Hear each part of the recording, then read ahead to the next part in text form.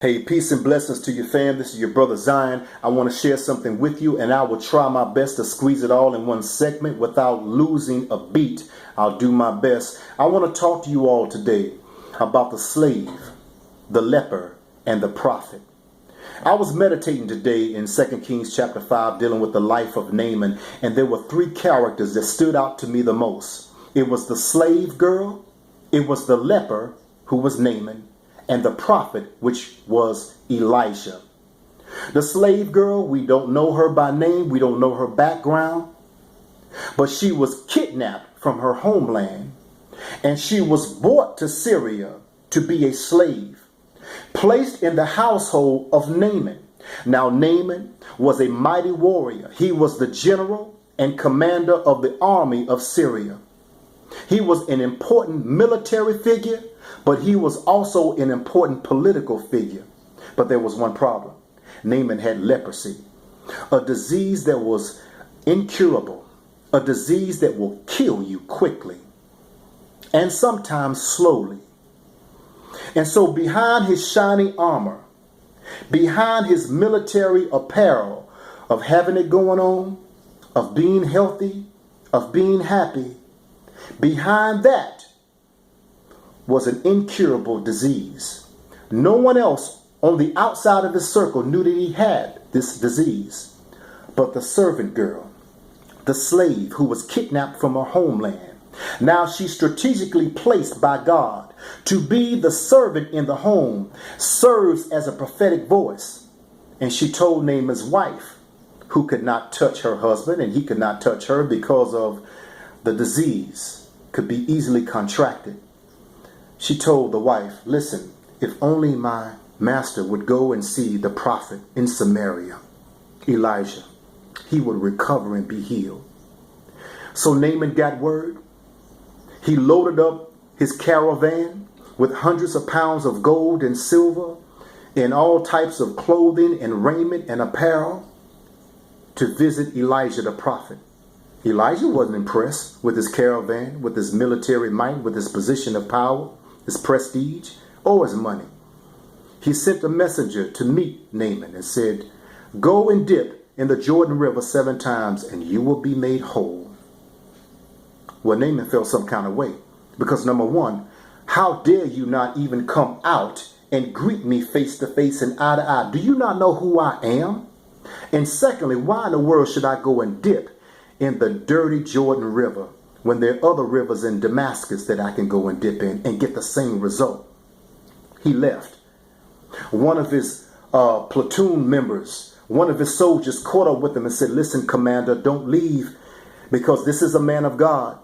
And he's told you a great thing. We haven't traveled this far for nothing. If you do it and obey, you shall be healed. So he obeyed, dipped in the Jordan 7 times. He obeyed the prophetic voice and was healed. Now, there were many prophets back in the day. But it's interesting that the servant girl, the slave girl who was kidnapped from her homeland, didn't mention anybody else but Elisha, because signs and wonders followed him. So what am I saying? Where are the prophetic voices that are in the legislative body? There are many that's watching this video, and I pray that you pass this video to everybody that you know. There are many men and women that are doing the will of God, that are serving as mouthpieces for God in state, in local, and federal legislation. But what about the other ones? That you know that God have called you to expose the wickedness that's going on in this country. You know that God have called you to be a prophetic voice, to get this country back to a place of normalcy, back to a place of freedom, and back to a place of healing, but you have compromised. Where are the prophetic voice on the state level, the local level, the federal level that will stand flat-footed and say, wait a minute, we appear to be a city to have it going on. We appear to be a state that's very prosperous. We appear to be a country that's high technologically inclined, and we're the richest country. We have the military might that's second to none, but we are dying behind the appearance of having it going on. We are dying behind our shiny armor of brilliance and splendor and notoriety. We are a dying country. Where are the prophetic legislators? Where are they? Moreover, where's the prophetic voice? There's a rise of the prophetic voices that are being used by God strategically to heal the conditions of America that haven't sold out. They're not worried about being the next cast member on the Preachers of LA. They're not worried about any type of contracts that they can sign with large conglomerates and industries and companies. They're not worried about having the most splendor type of conferences on huge scales and platforms. They're not worried about that.